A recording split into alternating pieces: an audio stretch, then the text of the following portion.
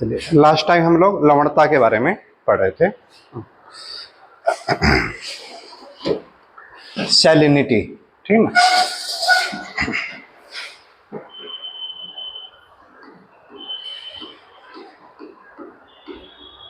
लवणता,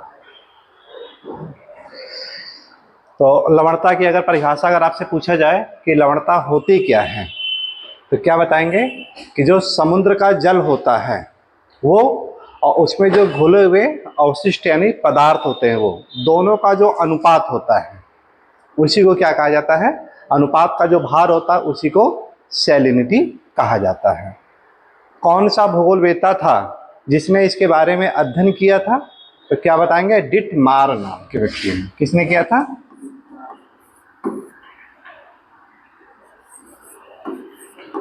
डिटमार। कहाँ का था ये? यूके का था ये, ठीक। यूके का जो डिटमार का जो व्यक्ति था वही इसके बारे में अध्ययन करता है। और कब के किया है वो? 1884 ईस्वी में। 1884 में कौन सी घटना घटी है? तो क्या होगा, चैलेंजर अभियान किया गया था।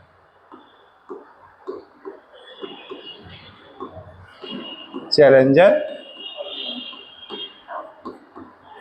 अभियान यानी किया गया है। और उसी समय इसने क्या किया, डिटमार ने, कि समुद्र की बहुत सारी विशेषताओं के बारे में यानी खोज किया था। जैसे समुद्र के तापमान से रिलेटेड, उसके जो गहराई में जो खाइयां पाई जाती हैं, ट्रेंच, उसके बारे में खोज किया है। और इसी में है लवणता से रिलेटेड प्रवाल हो गया जो पाए जाते हैं, जो उन सब के बारे में कौन बताते हैं? ये डिटमार यानी बताते हैं। डिटमार ने यहाँ तक बताया कि महासागरों क्षेत्र में जो पाए जाने वाली लवणता होती है वो कितने प्रकार की है? 47 प्रकार की है। लेकिन इनमें से कुछ ही होती हैं जो कि प्रमुख यानी होती हैं, और वो प्रमुख कितने हैं? 7 हैं आपके, मेन है जो मेजर, ठीक। और उन्हीं मेजर में से जो सबसे ज़्यादा जो पाए जाने वाली लवणता होती है वो कौन सी आपका है? Sodium chloride, NaCl।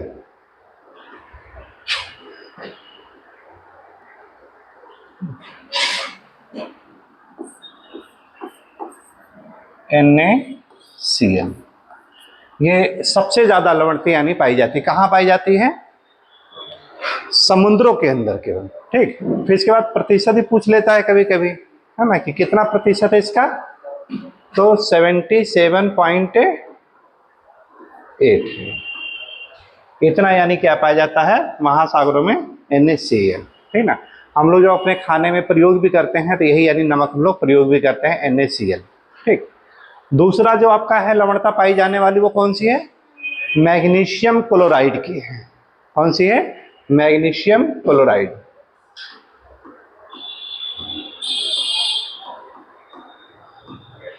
Magnesium chloride, इसका प्रतिशत कितना आएगा? 10.9 के आसपास, ठीक ना। ये लगभग यानी ये पाया जाता है, दूसरी सबसे ज्यादा लवणता पाई जाती है। इसके बाद देखिए जो आपका है क्लोराइड में ना पा करके किसमें? सल्फेट में पाई जाती है सबके सब।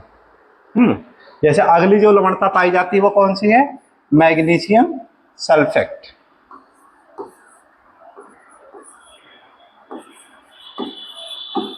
MgSO4 मैग्नीशियम सल्फेट है, जो कि तीसरी सबसे ज्यादा लवणता इसमें पाई जा रही है। मैग्नीशियम सल्फेट का कितना है?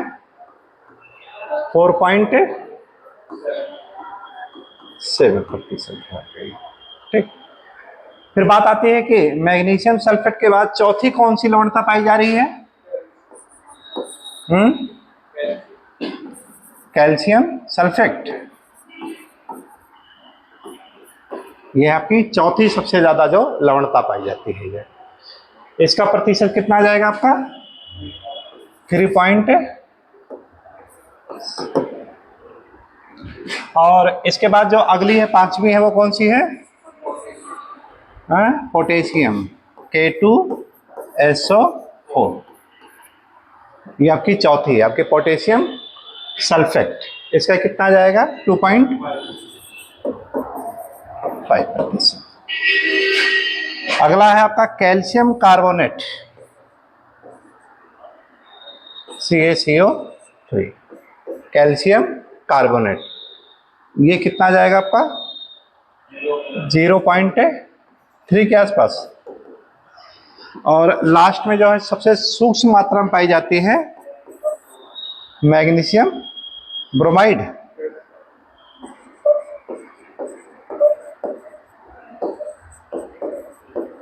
मैग्नीशियम ब्रोमाइड, इसका प्रतिशत क्या जाएगा 0.2%। तो ये यानी फ्लो चार्ट है, ये किसने बताया था, ये डिटमार नाम के व्यक्ति ने बताया था।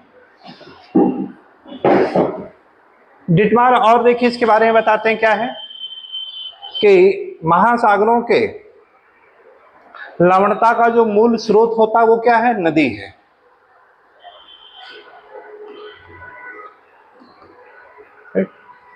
महासागर के लवणता का जो मूल स्रोत है वो क्या है, नदी है। अब बात आई थी, क्वेश्चन आया था कि इन सभी में से नदियों में कौन सी लवणता होती है जो सबसे ज्यादा पाई जाती है। क्वेश्चन आपका था और यही इसी में से आपके ऑप्शन थे आपके, ठीक, कि इनमें से कौन सी लवणता है जो नदी के जल में सबसे ज्यादा होती है। तो उत्तर वहां पे क्या है कि काफी लोग यानी सोचते हैं कि सर ये होगा ये होगा ये होगा, है ना, इनमें से कुछ नहीं था। आंसर क्या था, कैल्शियम कार्बोनेट। ये बहुत अचंभा वाला क्वेश्चन है ना, कि नदियों के जल में सबसे ज्यादा जो लवणता पाई जाती है वो क्या आपका है, कैल्शियम कार्बोनेट। अगला फिर आया हुआ है क्वेश्चन कि ये बताइए कि नदी के जल में कैल्शियम कार्बोनेट कुल कितना होता है। तो उत्तर क्या था आपका, ये 60% पाया जाता है। ये काफी इंपॉर्टेंट चौंकाने वाला था कि अब तक यानी कि वहां पर सोडियम क्लोराइड ना हो करके क्या था आपका, कैल्शियम क्लोराइड आपका था, ये कैल्शियम कार्बोनेट आपका था ये, ठीक ना। तो एक काफी महत्वपूर्ण डाटा आपका है ये। फिर नेट में एक बार और क्वेश्चन आ गया इसी से रिलेटेड कि बताइए कि महासागरों के जल में सबसे ज्यादा तो NaCl होता है, नदी के जल में NaCl कितना होता है, NaCl, सोडियम क्लोराइड जो होता है महासागर में सबसे ज्यादा है, तो नदी के जल में कितना है, तो ये मात्र केवल 2% है। NaCl मात्र 2% है। फिर कथन कारण में देखिए क्वेश्चन आया आपका कि महासागर के जल के प्रमुख स्रोत यद्यपि नदी होते हैं, उसके बावजूद भी जहां पर नदियां अपना डेल्टा बनाती हैं, क्यों वहां का पानी खारापन कम रहता है। विश्व की अगर नदियों की बात करें हम लोग, है ना, कि जहां जहां पे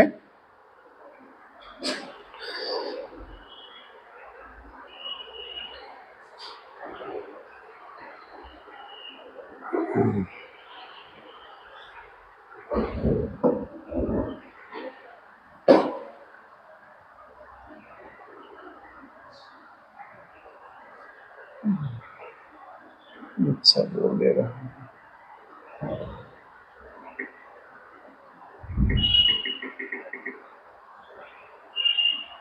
काउंट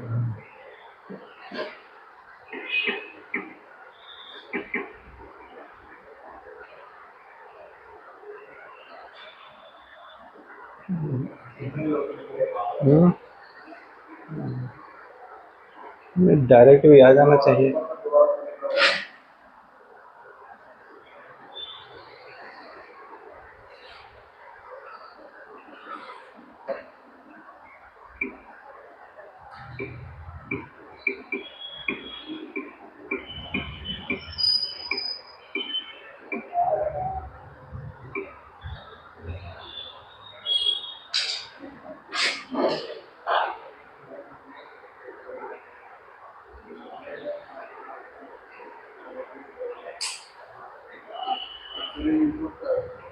हम्म।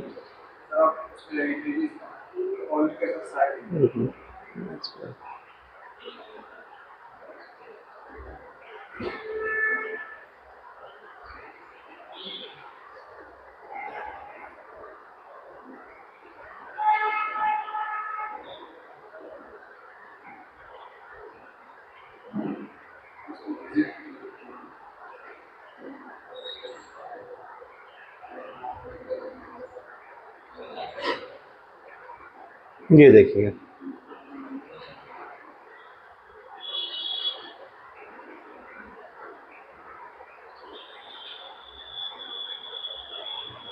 जैसे देखिए विश्व की सबसे लंबी नदी की बात करें हम लोग, तो इसमें देखिए आपकी नील नदी है। लेकिन नील नदी का जल जहां पर अपना अलेक्जेंड्रिया के पास डेल्टा बना रहा है, वहां की लवणता क्या है कि औसत से कम पाई जाती है।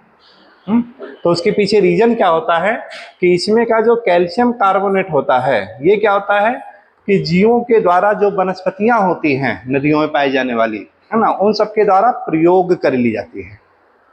वो सब क्या है, अपने भोजन के रूप में ले लेते हैं। जैसे पलवक हो गए या जो मछलियां पाई जाती है नदियों में, ठीक ना, तो इन सब के द्वारा क्या कर लेते हैं, ये ना एब्जॉर्ब कर लेते हैं। इसी प्रकार है, देखिए यहाँ पे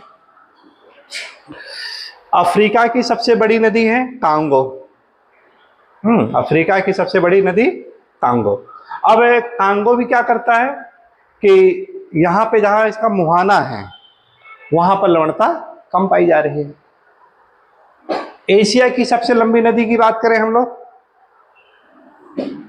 चाइना के पास यांगसी कियांग, ठीक, तो वहां पर भी क्या हो रही है कि लवणता इसकी यानी कम पाई जाती है। तो यहां से एक निष्कर्ष क्या आता है कि यद्यपि महासागरीय जल में सबसे ज्यादा लवणता क्या कौन सी है, NaCl, लेकिन नदियों में जो सबसे ज्यादा जल पाया जाता है वो कौन सा आपका है, कैल्शियम कार्बोनेट। कितना है आपका, 60%। और NaCl जो आपका है नदी में कितना है, मात्र 2% है आपका ये, ठीक। NaCl इतना होने के बावजूद भी महासागरों में इसका प्रतिशत कम क्यों है, क्योंकि जीवों के द्वारा प्रयोग कर ली गई है। यही कारण इसका प्रतिशत देखिए क्या हो रहा है, कितना आ जा रहा है, 0.3% के आसपास आ जाता है ये, है ना। तो उसका प्रतिशत अपने आप क्या हो जा रहा है, वो कम हो जाता है ये, ठीक। तो एक पॉइंट वहीं पे नोट कर लीजिएगा, लिखिएगा।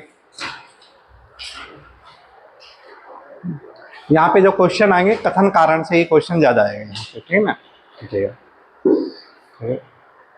डिटमार नामक विद्वान ने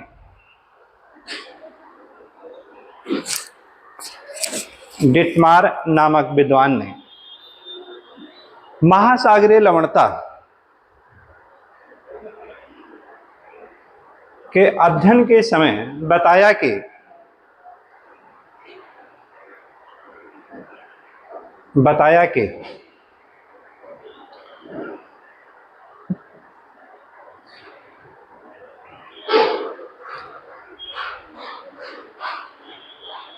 महासागरीय लवणता का मूल स्रोत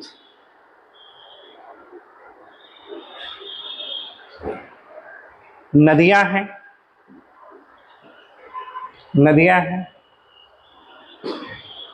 उसके बावजूद भी नदी के मुहाने के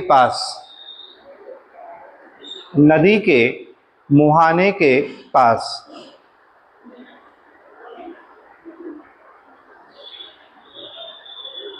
लवणता कम पाई जाती है।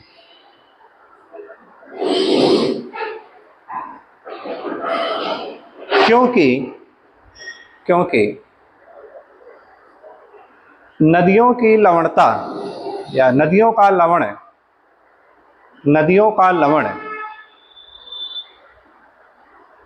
जीवों व वनस्पतियों के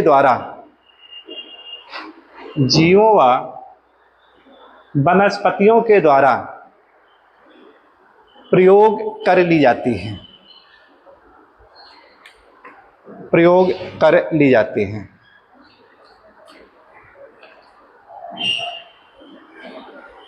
यही कारण है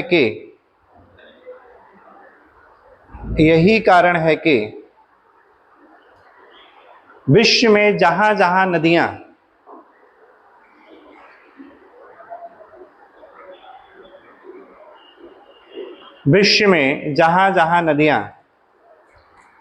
डेल्टा व एस्चुरी का निर्माण करती हैं, डेल्टा व एस्चुरी का निर्माण करती हैं, डेल्टा व एस्चुरी का निर्माण करती हैं, उस स्थान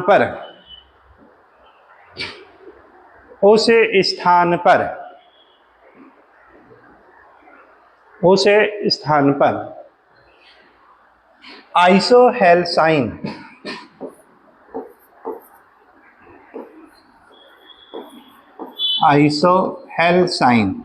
या आइसोहेलाइन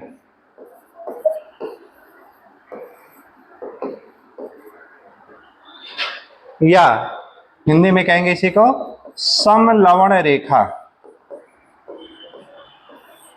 समलवण रेखा।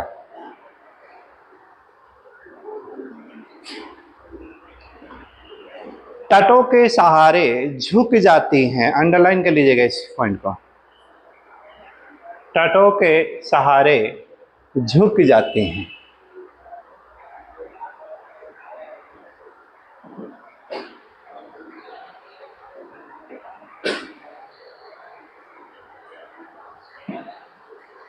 क्वेश्चन खूब आया हुआ है कि आइसोहेल्साइन क्या होता है। तो आइसोहेल्साइन का मतलब क्या होता है कि महासागरों में एक समान जहां पर लवणता पाई जाती है, उन्हीं को एक समान लवणता को मिलाने वाली जो रेखा होती है, उसी को क्या नाम दिया जाता है, आइसोहेल्साइन कहते हैं या आइसोहेलाइन कहते हैं, या हिंदी में कहेंगे आपको क्या कहेंगे, समलवण रेखा कहते हैं। ठीक। और किसी भी स्थान पर अगर नदियां जहाँ पे डेल्टा बना रही हैं, वहाँ का लवण कम है कि ज़्यादा है, तो इसको देखिए डिटमार ने क्या बताया कि कैसे इसका पता लगाएंगे। तो उसने एक यंत्र के बारे में बताया था। कौन सा यंत्र था वो, आइसोनेक्टर। क्या नाम था, आइसोनेक्टर नाम का यंत्र था, और उसी के द्वारा क्या होता है, इस लवणता को यानी ये नापा जाता है।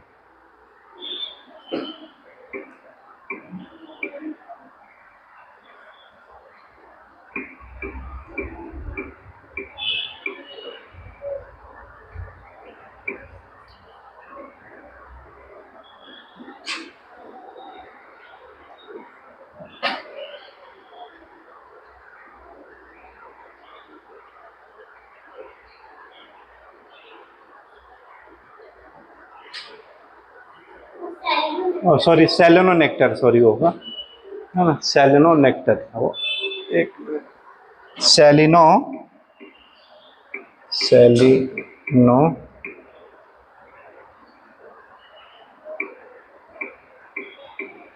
नेक्टर।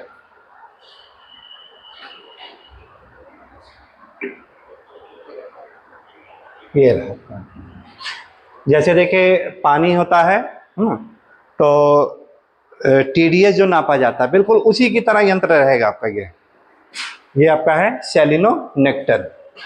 तो सेलिनोनेक्टर को क्या करेंगे, उस जल में ऐसे डुबो देंगे, और ये जो आपका जो पॉइंट है इसी को दबा देंगे 1 से 10 सेकंड के लिए, और वो वहां का क्या होगा कि ऑटोमेटिक वो रीड कर लेगा कि उस क्षेत्र का लवण यानी कितना है आपका ये। ठीक है ना। तो सेलिनोनेक्टर,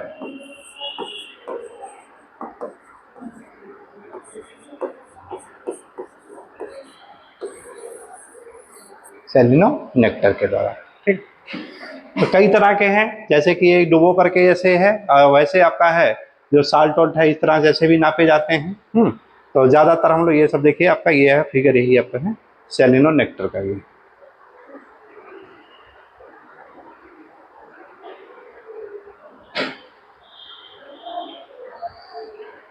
ये है सेलिनोनेक्टर। ठीक। तो सेलिनोनेक्टर होता क्या है एक ऐसा यंत्र होता है जिसके द्वारा महासागरीय जल की लवणता को मापा जाता है। ये ठीक, ये जो दूध की शुद्धता होती है लैक्टोमीटर, वो भी इसी तरह से आपका है ना, उसको भी ऐसे डुबो करके यानी इसको किया जाता है। तो सेलिनोनेक्टर। अगला पॉइंट वहीं पे लिखिएगा। डिटमार महोदय ने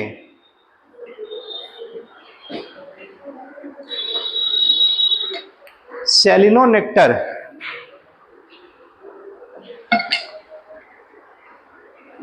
ब्रैकेट में लिखेगा लवण मापी यंत्र, सेलिनोनेक्टर लवण मापी यंत्र के द्वारा भिन्न भिन्न महासागरों के लवणता का विस्तार पूर्वक अध्ययन किया है। विस्तार पूर्वक अध्ययन किया है।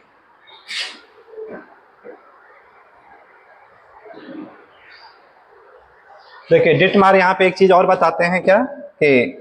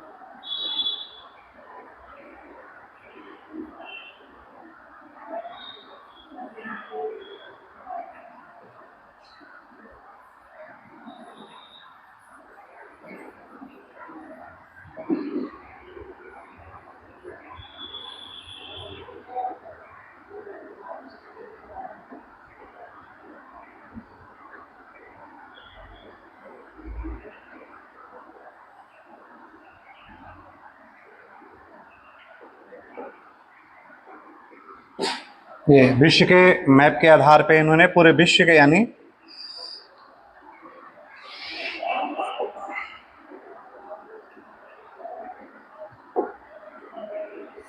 लवणता के बारे में बताते हैं।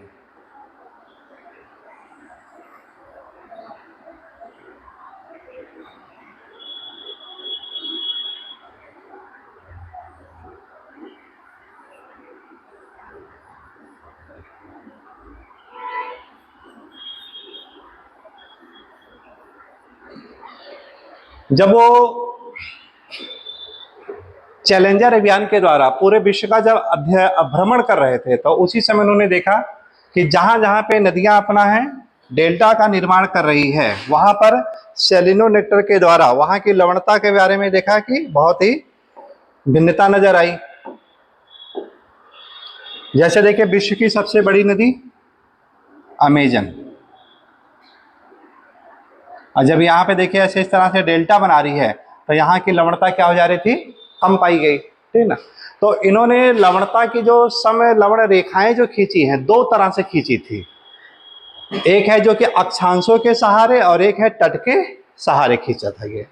तो यहाँ पे देखा कि जब इसके पास यहाँ पे देखें नजर आया तो इस ओर क्या हो रहा है, ऐसे झुक जा रही थी ये।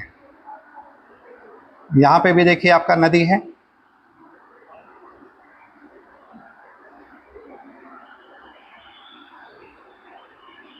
ऐसे तटों के सहारे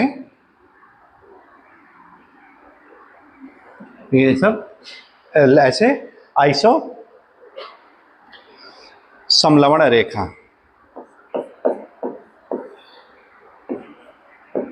आइसोहेल साइन, इस तरह से ऐसे रेखाएं तट के सहारे उन्होंने खींचा है। ठीक, तो यहाँ पे देखिए एक चीज क्या है नजर आ रहा है कि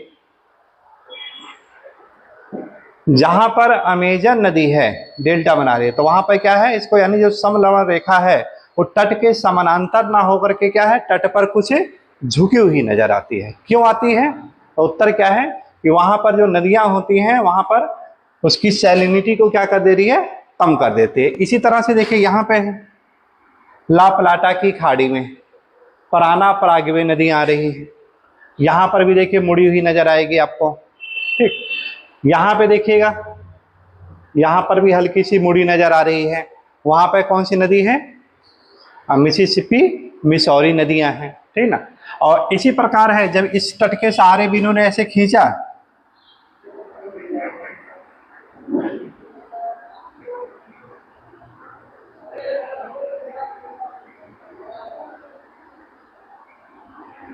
तो कुछ इस प्रकार आया।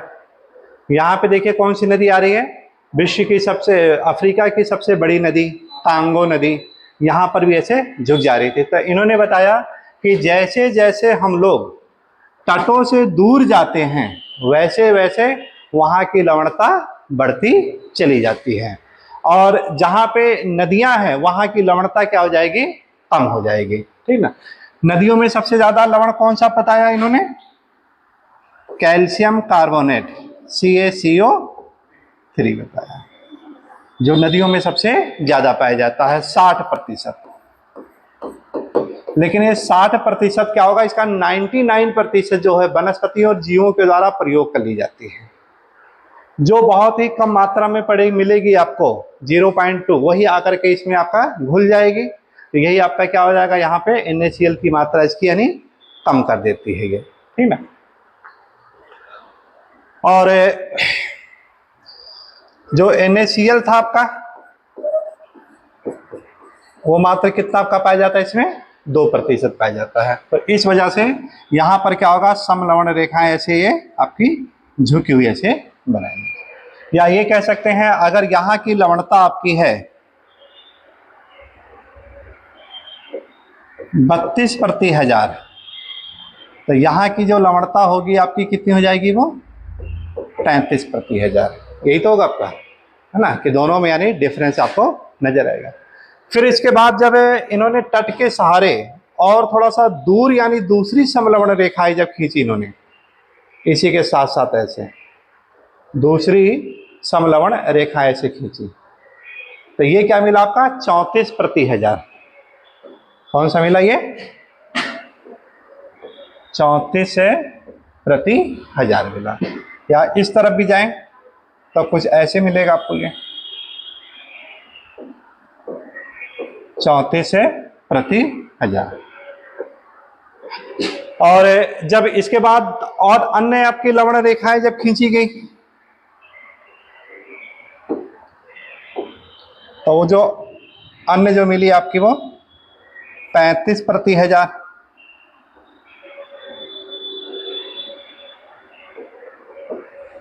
35/1000 की मिली।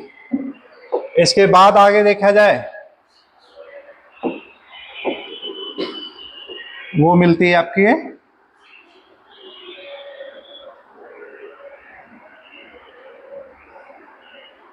36/1000 की। और अंत में देखा गया जो यहां जो पाई गई है वो क्या था आपकी? 37/1000। ऐसे तो यहां से देखिए क्या है, जैसे जैसे हम लोग तटों से महासागर की गहराई या महासागरीय मैदान की ओर जाते हैं वैसे वैसे लवणता क्या हो जाएगी? बढ़ती चली जाती है। ये क्यों बढ़ती चली जाती है? तो उसके पीछे रीजन क्या है? क्योंकि जो नदियों का जो जल होता है वो क्या होगा? उसे दूर होता चला जाएगा, ठीक ना। तो उस वजह से उसका प्रभाव ये पड़ता है ये, ठीक। और इसी को जो इन्होंने नाम दिया है वो क्या आपका? सैलीना कहा था। इसी को क्या नाम दिया था? सैलीना कहा गया था इसी को।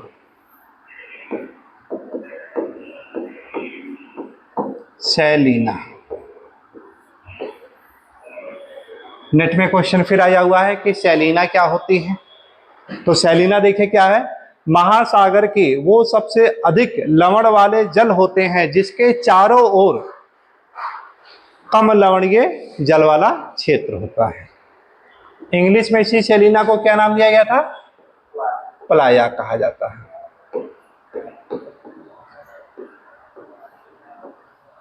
सैलीना को नाम दिया जाता है पलाया के नाम से जाना जाता है। अब पलाया के बारे में हम लोग इसकी आकृतियों के बारे में पढ़े हुए हैं लिथोस्फीयर में, कि पलाया किसके द्वारा निर्मित स्थलाकृति होती है। तब क्या होगा आपका, शुष्क, अर्धशुष्क,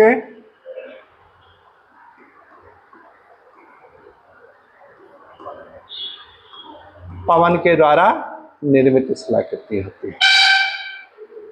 पलाया आकृतियां कहां पाई जाएगी, तो उत्तर क्या होगा, मरुस्थलीय क्षेत्रों में पाई जाती है।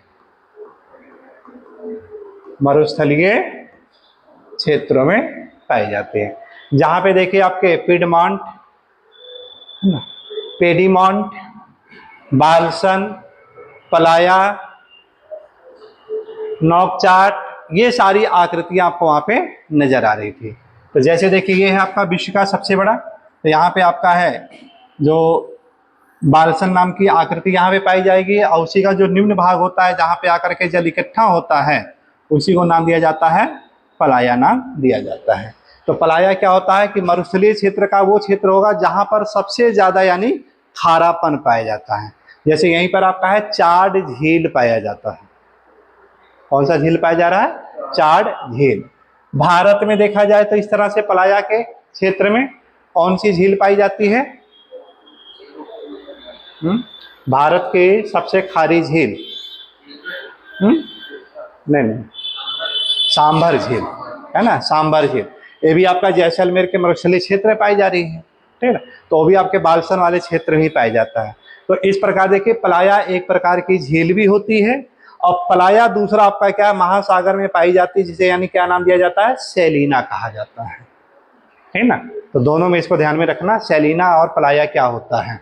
तो दो तरीके से आपका है कि एक तो आपका महासागरीय क्षेत्र से कोरिलेटेड है, एक आपका मरुस्थलीय क्षेत्र से कोरिलेटेड है आपका, ठीक ना। हाँ, दोनों ही लवणता है कि मरुस्थलीय क्षेत्र में जो सबसे ज्यादा लवणीय पाई जाती पलाया झील है आपका, उसके जैसे जैसे दूर जाएंगे तो क्या होगा, आपका लवणता कम होती चली जाती है। यही सेम बिल्कुल पलाया आपका यहाँ महासागर क्षेत्र में सबसे अधिक खारे वाले जल का क्षेत्र होता है। जैसे जैसे पलाया से दूर जाएंगे वैसे वैसे देखिए क्या हो रहा है, लवणता कम होती चली जा रही है। तो ये सारा चीज कौन बताया है, डिटमॉन्ट है और टिडमार नाम के वैज्ञानिक ने पूरा ये बात किया था, ये सारी चीजें, ठीक है।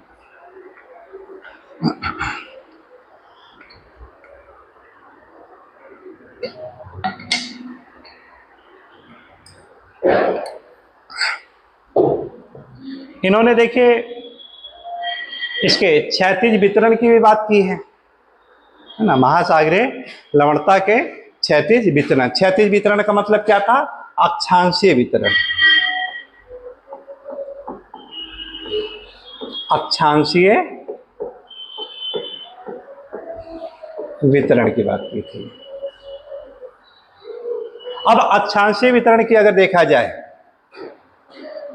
तो सबसे न्यूनतम जो आपका लवणता पाई जाती है वो कहां पाई जाएगी, भूमध्य रेखा के सहारे पाई जाती है। ये आपका है भूमध्य रेखा ऐसे जा रही है, ये 0 डिग्री, ठीक है। ये भूमध्य रेखा के सहारे सबसे न्यूनतम यानी आपकी लवणता देखने को मिली।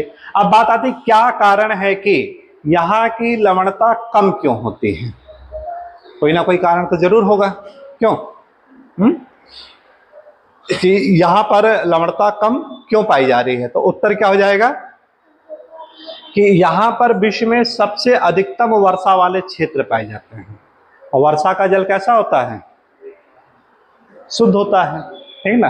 तो इस वजह से यहाँ पर क्या होगा कि जब भारी वर्षा होगी तो उसका जो जल महासागरों में जब मिलेगा तो वहां की लवणता क्या हो जाएगी, कम होगा। हम लोग भी यही करते हैं, जब देखते हैं दाल में सब्जी में नमक ज्यादा हो जाता है तो क्या करते हैं, थोड़ा और पानी की मात्रा बढ़ा देते हैं। तो इस प्रकार क्या है उसको यानी हम लोग अपने अनुकूल कर लेते हैं। तो यही सेम यहाँ पर भी है कि जब ये वर्षा का जल इसमें आकर के गिरता है तब क्या होगा, वहां की लवणता यानी वो कम हो जाती है। यहाँ की जो लवणता के बारे में बताते हैं कितनी पाई जा रही है, वो लगभग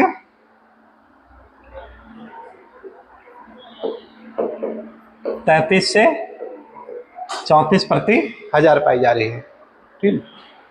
अब जैसे जैसे हम लोग ये 34 से कितना आता है, यही है ना आपका प्रतिशत। हाँ, जैसे जैसे हम लोग भूमध्य रेखा से उत्तर की ओर जा रहे हैं,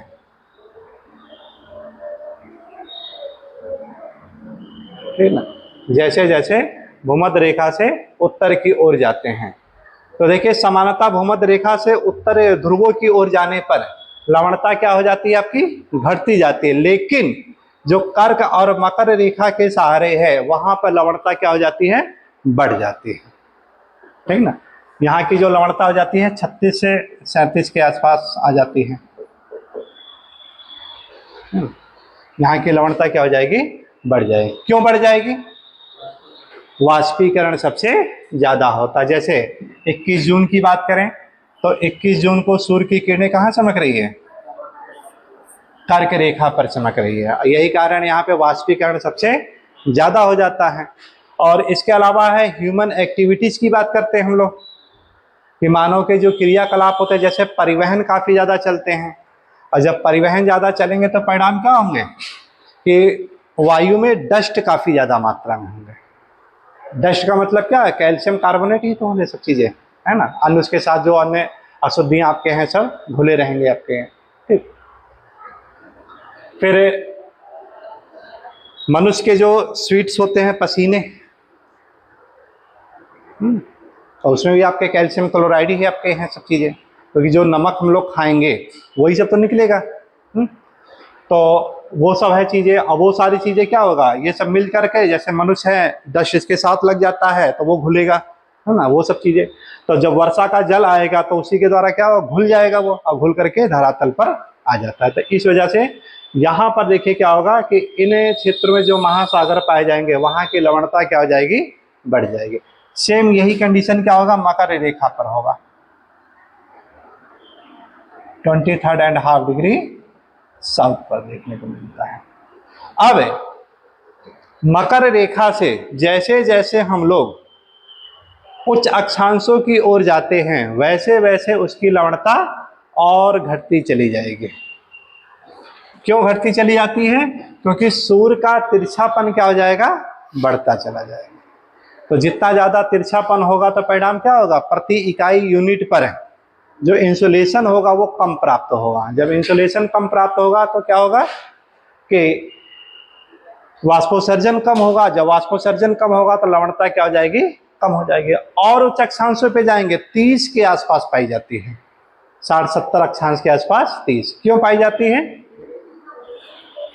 तो वहां पर क्या है आपका, बर्फ पाए जाते हैं, आइस जमे रहते हैं। और वही आइस जब मेल्ट होता है तो मेल्ट होने से क्या हो रहा है, उसकी लवणता को कम कर दे रहा है ये, ठीक। डिटमार इसमें देखिए एक चीज और बताते हैं कि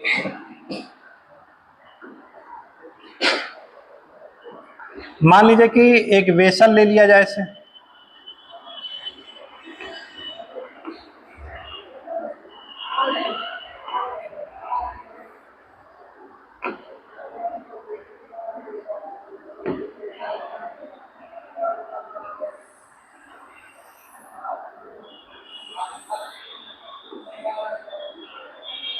और इसका जो लवण ले लिया जाए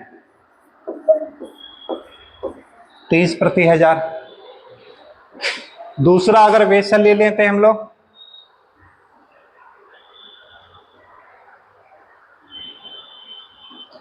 और इसमें जो जल है आपका वो 34/1000। और तीसरा जो वेसल ले लेते हैं हम लोग, इसकी जो लवणता है मान लीजिए वो 37/1000। और इसको एक न्यूनतम तापमान दे दिया जाए, या अगर इसको फ्रीजर में रख देते हैं हम लोग, तो कौन सा जो लवण होगा वो जल्दी जमेगा, तो उत्तर क्या होगा आपका, जिसकी लवणता सबसे कम होती है। तो ये क्या होगा आपका, ये जल्दी यानी ये जम जाएगा, जल्दी फ्रीज हो जाएगा। और इसी प्रकार है जिसका लवणता ज्यादा होती है उसका क्या होगा कि यानी ये देर से यानी जमता है। और हम लोग तापमान के सिद्धांत में क्या पढ़ते हैं, जो चीज जितने जल्दी ज़्यादा गर्म होती है उतनी ही जल्दी क्या हो जाएगा, वो ठंडी होती है। तो जो चीज जितने ज़्यादा जल्दी ठंडी होगी उतनी ही जल्दी क्या हो जाएगी, पिघल जाएगी हैं। और जिसका यानी जो देरी से जमेगा वो देर से पिघलेगा। सिद्धांत ही हो आपका। अब बचपन में हम लोग जब आइसक्रीम खाते थे तो बहुत गुस्सा लगता था कि आइसक्रीम वो खारापन हल्का सा नजर आता था। तो उसके पीछे रीजन यही होता था कि जब आइसक्रीम बनाई जाती है तो उसमें नमक मिला दिया जाता है। तो नमक मिलाने से क्या हो जाता है, देर से जम गया। जब देर से जमेगा तो क्या होगा, उसको यानी सेलिंग करने में आसानी हो जाएगी वो, फिर वो ठीक है ना, आसानी से। इसीलिए जो मीठा वाला जो कुल्फी वाला जो रहता है वो जल्दी यानी आप पिघलने लगता है, मेल्ट होने लगता है। ठीक, तो इस प्रकार है कि इसका व्यवहारिक रूप भी यानी हम लोग देखते रहते हैं कहीं ना कहीं ये सब चीजें। ठीक, अब अगला जो इन्होंने बताया इसके बाद है लंबवत वितरण के बारे में बताया है। लंबवत है वितरण। लंबवत वितरण का मतलब यहां पे गहराई के साथ है।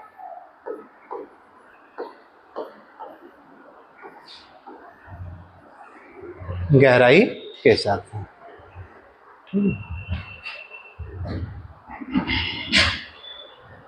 और जब महासागरीय तापमान की बात करते हैं तो वहां पे देखिए एक हम लोग टेम्परेचर में उसका क्षैतिज वितरण तो पढ़ते हैं, उसके साथ साथ क्या है, ऊर्ध्वाधर वितरण पढ़ते हैं। ऊर्ध्वाधर का मतलब क्या था, वहां पे ऊंचाई के साथ था आपका, है ना, ऊंचाई के साथ साथ है। ठीक, तो तापमान में देखिए क्या पढ़े थे हम लोग कि जैसे जैसे धरातल से ऊंचाई की ओर जाते हैं वैसे वैसे क्या होगा आपका तापमान आपका कम होता है।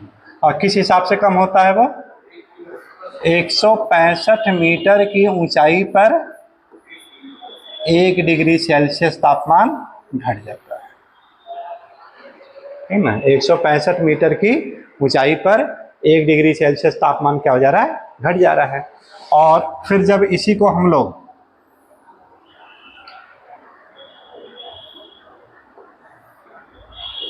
वायुमंडलीय संरचना में देखते हैं हम लोग तो वहां पे देखिए क्या होगा कि जो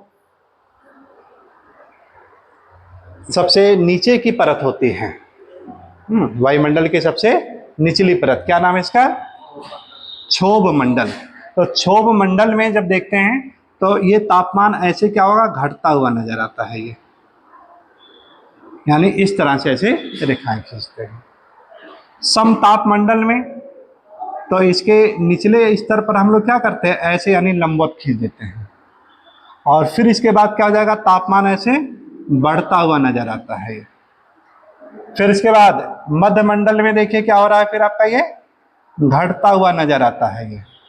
और फिर इसके बाद क्या होगा, आयन मंडल में फिर ऐसे बढ़ता हुआ नजर आता है। तो इस प्रकार देखिए क्या होगा कि जब वायुमंडल में ऊर्ध्वाधर वितरण तापमान का पढ़ रहे हैं तो यहीं पे देखिए क्या होगा कि इस प्रक्रिया को क्या कहते हैं हम लोग, सामान्य तापपतन दर कहते थे। इसी को क्या कहते थे, सामान्य तापपतन दर। सामान्य ताप पतन दर के नाम से जाना जाता है। और जब यही आपका बढ़ने लगता है तो इसे क्या कहते हैं, तापमानीय विलोमता कहते हैं इसे, या थर्मल इन्वर्जन, क्या नाम दिया गया था इसको, थर्मल इन्वर्जन। तो एक चीज ये ध्यान में रखिएगा, थर्मल इन्वर्जन क्या होता है कि जब ऊर्ध्वाधर वितरण में देखते हैं हम लोग कि तापमान जब इस तरह से बढ़ने की प्रकृति पाई जाती है तो उसे क्या नाम दिया जाता है, थर्मल इन्वर्जन कहते हैं। यहीं से देखिए एक आपका और टर्मिनोलॉजी आ जाता है कि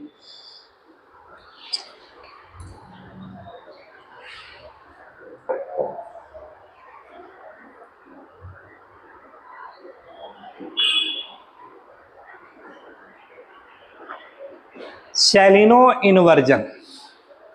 क्या जाएगा, सेलिनो इन्वर्जन।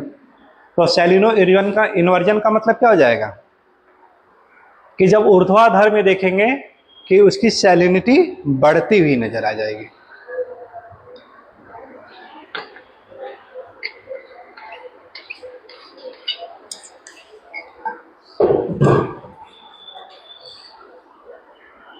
एक यहां पे देखिए प्रोसेस और भी आता है कि क्या कारण है ध्रुवीय क्षेत्र में झीलों में बर्फ जम जाने के बावजूद भी जो मछलियां होती हैं जीवित रहती हैं। ऐसा होता है, क्यों ऐसा होगा? क्योंकि ऊपर क्या होता है कि ऊपर का घनत्व कम होता है, क्योंकि जो भारी सब्सटेंस होगा नीचे आ जाएंगे, तो ऊपर का घनत्व कम होने की वजह से ऊपर वाला भाग क्या हो जाता है आपका, जल्दी यानी जम जाता है। लेकिन नीचे वाला क्या होता है आपका, ये जम नहीं पाता है। और जो इंसुलेशन होता है वो आपका है, नीचे का तापमान क्या होगा, 4 डिग्री सेल्सियस बरकरार रहता है, और इस वजह से मछलियां क्या होगी यहाँ पर, ये जीवित रहेगी आपकी। ठीक, तो यहां से देखिए क्या निष्कर्ष पे आया कि महासागर का जब लंबवत वितरण देखते हैं तो डिटमार्ट ने देखा कि जो महासागर का जो ऊपर वाला जो टेम्परेचर सैलिनिटी थी, और जब इसमें सेलिनोनेक्टर को जब डुबोया तो यहाँ की लवणता क्या हो जाएगी, उसको कम मिली। और जब थोड़ा सा और नीचे गया हल्का सा, क्योंकि ट्रेंच खाइयों की खोज किया था, मारियाना गर्त के बारे में बताया था इसमें, चैलेंजर गर्त के बारे में। ठीक, जब और नीचे गया तो वहां पर देखा गया कि उसकी जो रीडिंग थी, तो रीडिंग क्या हो जा रही है आपकी, बढ़ती चली जा रही है। ठीक ना, रीडिंग क्या हो जा रही है, बढ़ती चली जा रही है। कहने का मतलब क्या है कि ऊपर की घनत्व कम होता है और जैसे जैसे नीचे जाते हैं वैसे वैसे लवणता बढ़ती चली जाती है, इस वजह से उसका घनत्व क्या हो जाएगा, बढ़ता चला जाता है। सेम वही जैसे अभी आपको झील के बारे में बताया। इसका व्यवहारिक उपयोग भी कर सकते हैं हम लोग, खाना बनाते हैं, दाल सब्जी, ठीक ना, तो जब देखिए दाल ज़्यादा मात्रा में रहता है तो क्या होगा, ज़्यादा चलाने में थोड़ा सहायक कम होगा कलछुल से, तो क्या करते हैं वहाँ पे हम लोग कि ऊपर वाला दाल तो दे देते हैं, लेकिन जब बचा हुआ लास्ट में रहेगा ना, तो वहाँ की क्या होगा कि सुबह का खाया हुआ दाल जब वही दोपहर या शाम को खाते हैं, जब कम रहता है तो उसकी लवणता क्या होगा, कुछ ज़्यादा नजर आती है, हल्का सा, उसमें मिलाने के अतिरिक्त की जरूरत नहीं पड़ेगी, है ना। तो कारण क्या उसका वही है कि उसका जो घनत्व जो होता है वो नीचे कहीं ना कहीं जाकर के बैठा रहता है। इसीलिए कहा जाता है कि जब भी परोसिए तो दाल उल को सब्जी को चला करके हमेशा दीजिए, है ना, ताकि वो दोबारा से मिल जाए। और नहीं जब चलाते हैं तो परिणाम क्या होगा, जो सबसे लास्ट में खाएगा उसको क्या होगा, खारापन ज्यादा महसूस होता है, ये सब चीजें, ठीक ना। तो लंबवत वितरण में देखिए क्या होगा कि जैसे जैसे महासागर जल से गहराई की ओर जाते हैं वैसे वैसे लवणता क्या हो जाएगी आपकी, घटती सॉरी बढ़ती चली जाती है। और यही जब बढ़ती हुई लवणता है तो यहाँ पे देखिए बढ़ता हुआ तापमान थर्मल इन्वर्जन, और यहाँ पे बढ़ती हुई लवणता क्या हो जाएगा, सेलिनो इन्वर्जन, सेलिनो इन्वर्जन के नाम से जाना जाता है ये, ठीक है। अब उच्च अक्षांश की बात करें हम लोग, इसी को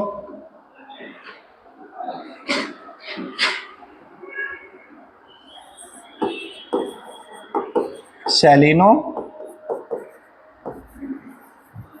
इन्वर्जन।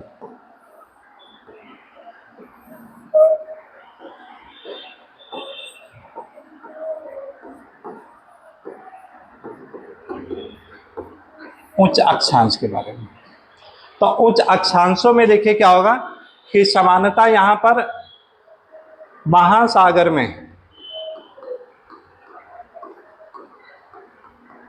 गहराई के साथ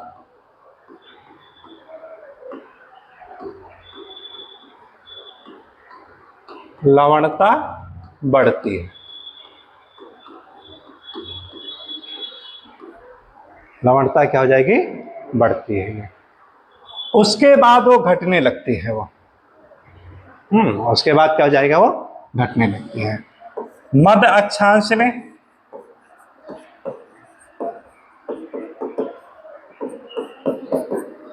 केवल 200 फैदम की गहराई तक, 200 फैदम की गहराई तक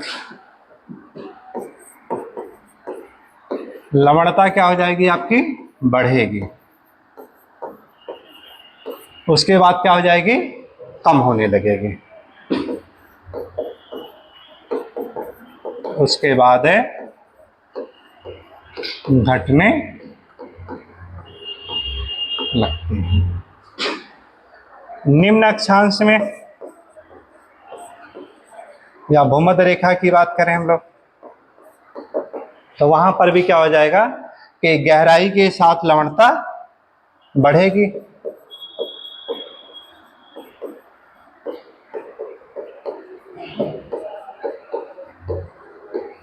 लवणता बढ़ेगी और फिर क्या हो जाएगा? उसके बाद वो कम होने लगती है। ये ठीक ना?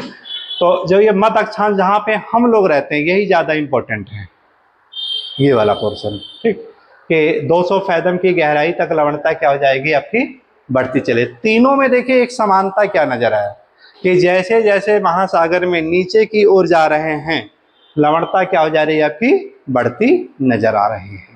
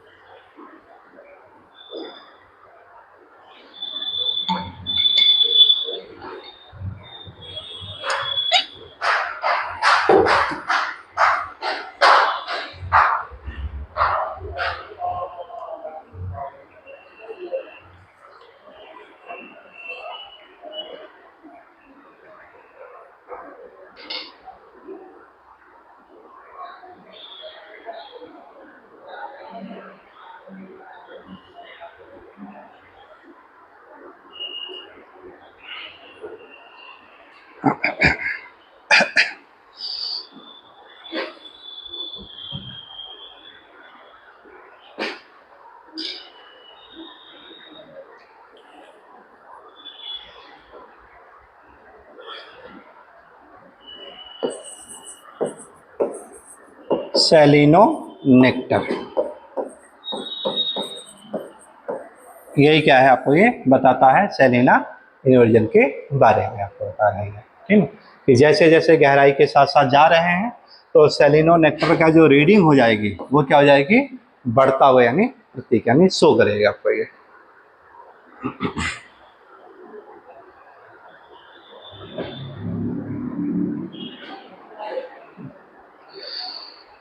अब जब देखिए इन्होंने लंबवत वितरण बता दिया, क्षैतिज वितरण बता दिया, फिर इन्होंने कुछ और चीजें बताया कि एक होते हैं जो कि जल होगा आपका खुले सागर में होगा, एक क्या होगा? बंद सागर में होगा।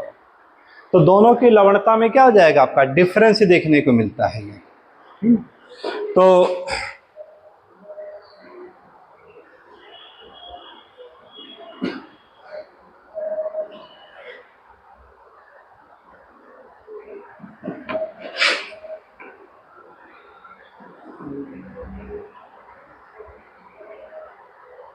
ग्लोब डायरेक्ट आ जा रहा है इसमें, आ तो क्या करेगा?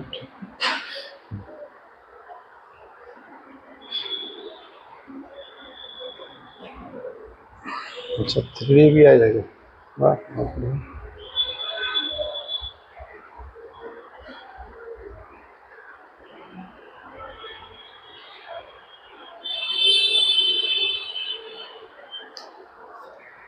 जैसे देखिए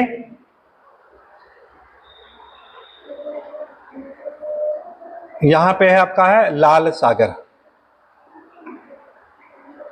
ये है लाल सागर। एडिट करना पड़ेगा इससे।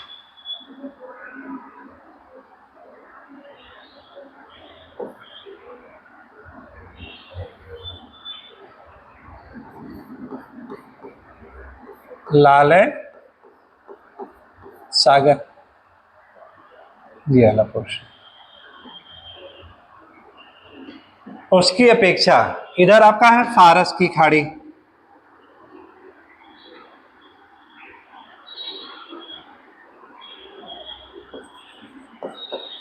फारस की खाड़ी दोनों हैं लगभग, यानी एक ही क्षेत्र से होकर के हैं, लगभग एक ही अक्षांश पर हैं।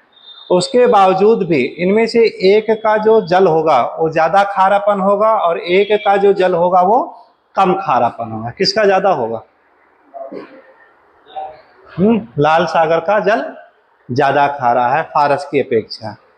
फिर इसके बाद आता है क्यों, वाई, कि क्या कारण है कि लाल सागर का जल खारापन ज्यादा है और इसका फारस की खाड़ी का जल खारापन कम क्यों है? तो क्या उत्तर बताएंगे कि कुछ बड़ी नदियां, आप देखिए, जो खारापन को कम करती हैं उसी को ले आएंगे। कि कुछ बड़ी नदियां जो होती हैं वो आकर के इसी में क्या होगा, डेल्टा बनाती हैं। जैसे दजला फरात, दजला और फरात नदी है। ये क्या हो रहा है कि जल आकर के इससे मिलेगा और इस वजह से क्या होगा, इसका खारापन क्या हो जाएगा, कम हो जाएगा। ये ठीक ना, लिख लीजिएगा अगला पॉइंट। ठीक है, लाल सागर तथा दजला, लाल सागर तथा फारस की खाड़ी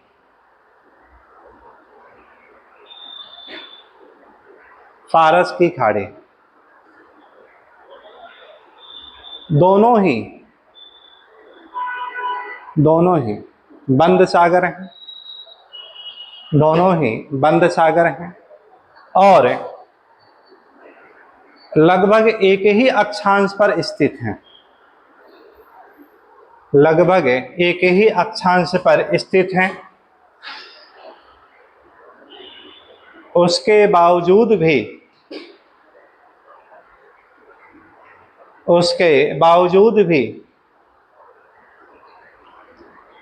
लाल सागर की लवणता अधिक है, लाल सागर की लवणता अधिक है। लाल सागर की लवणता अधिक है क्योंकि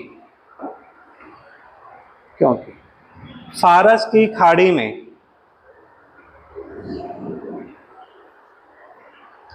फारस की खाड़ी में फारस की खाड़ी में दजला तथा फरात जैसी नदियां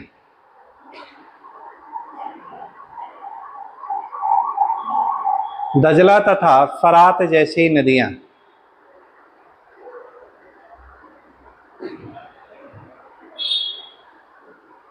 गिरकर वहां की लवणता को कम कर देती हैं।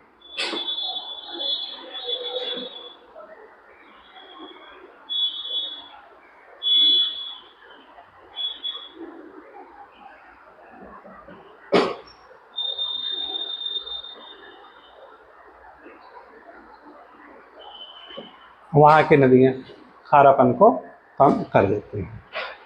यही देखिए, सेम बिल्कुल कारण देखिए यहां पर आएगा। ये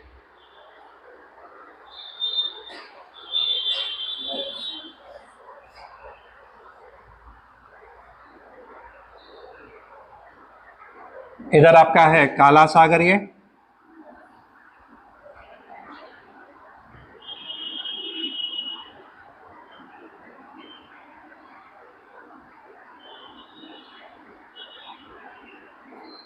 काला सागर।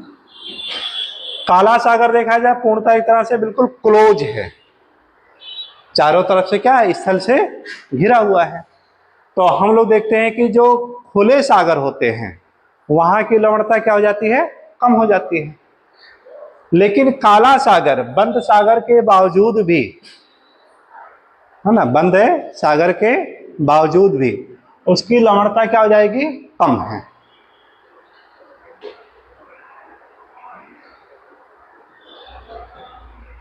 और यही सेम बिल्कुल कैस्पियन सागर के साथ भी हो जा रहा है कि कैस्पियन सागर भी देखिए क्या हो रहा है आपका ये कि क्लोज है बिल्कुल, और उसके बावजूद भी इसकी लवणता क्या हो जा रही है, कम हो जा रही है। क्यों कम हो रही है? नदियों का गिरना। जैसे देखिए इसमें है यूराल नदियां आकर के गिरेगी, बोलगा नदी है जो कि वो आकर के डेल्टा बनाएगी, गिरेगी, ठीक। तो ये नदियां आकर के क्या, यहाँ के खारापन को कम कर देती है। यहां पर है आपके डैन्यूब नदी आकर के काला सागर में गिरना, निस्टर नदी, निप्पर नदी जो आपका है ना, यूक्रेन से आकर के गिरती है। तो ये सब आकर के क्या, इसके खारेपन को कम कर देती है। अगला पॉइंट नोट कर लीजिएगा, देखिएगा,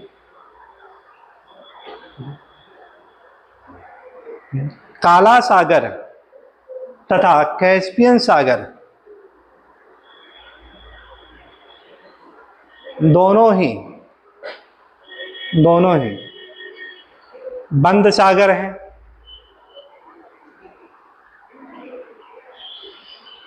इसके बावजूद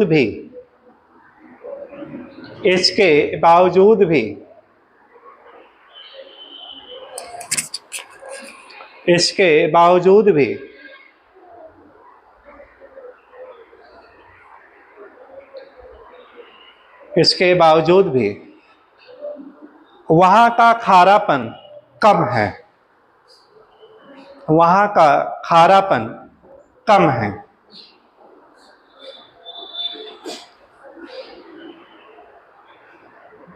वहां का खारापन कम है क्योंकि कैस्पियन सागर में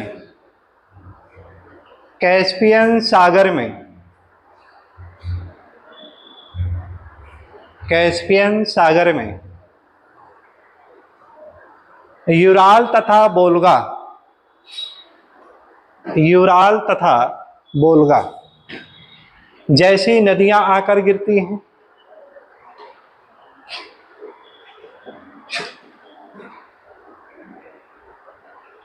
इसी प्रकार काला सागर में भी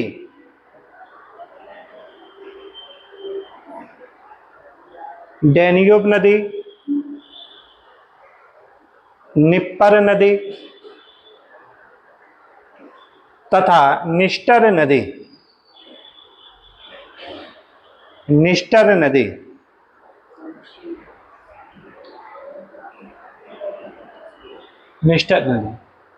आकर गिरती हैं और वहां के खारेपन को कम कर देती हैं,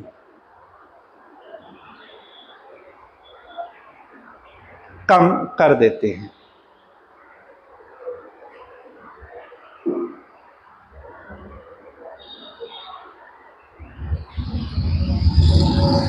कम कर देती है।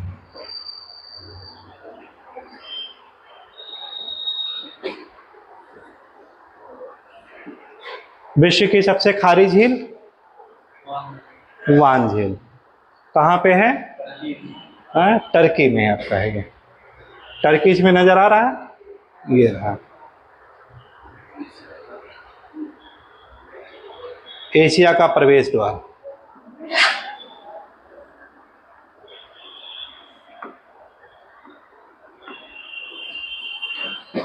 ये है टर्की का मैप।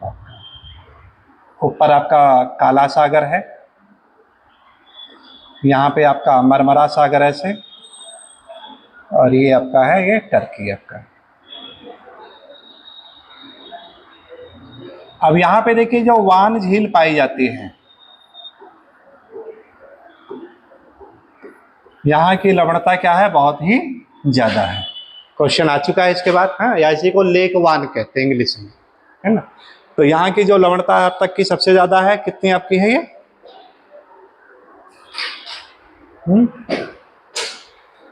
लेक वन की लवणता कितनी है? 330, है ना, 330 प्रति हजार। इसका मतलब क्या है कि अगर 1 लीटर यहाँ का जल ले लिया जाए और उसको वाष्पीकरण कर दिया जाए, तो वहां पे जो अवशिष्ट के बाद में जो ठोस रूप में मिलेगा आपको, वो 330 ग्राम आपको ठोस रूप में लवण आपको मिल जाएगा। तो ये विश्व की दूसरी सबसे खारी झील,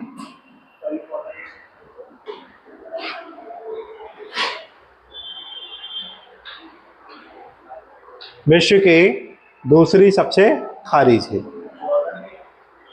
जॉर्डन, वेरी गुड, है ना, जॉर्डन। कहाँ पे है ये रहा, देखिए जॉर्डन।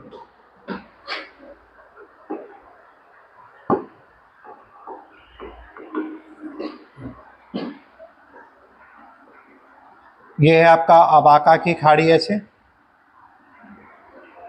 और इसके बाद यहाँ पे इजराइल, और इजराइल के इधर आपका है जॉर्डन, और यहीं पर आपका है ये जॉर्डन नदी आ रही है, और इसी के सहारे आपका है मृत सागर।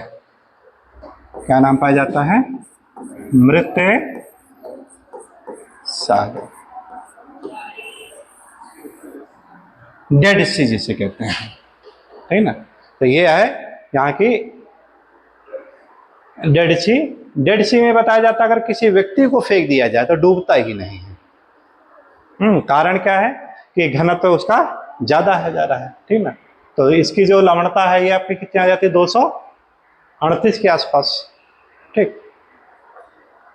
और विश्व की तीसरी सबसे खारी झील कौन सी है? Very good, California.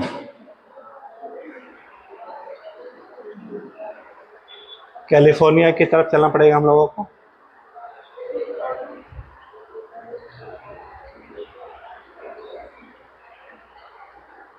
मृत घाटी,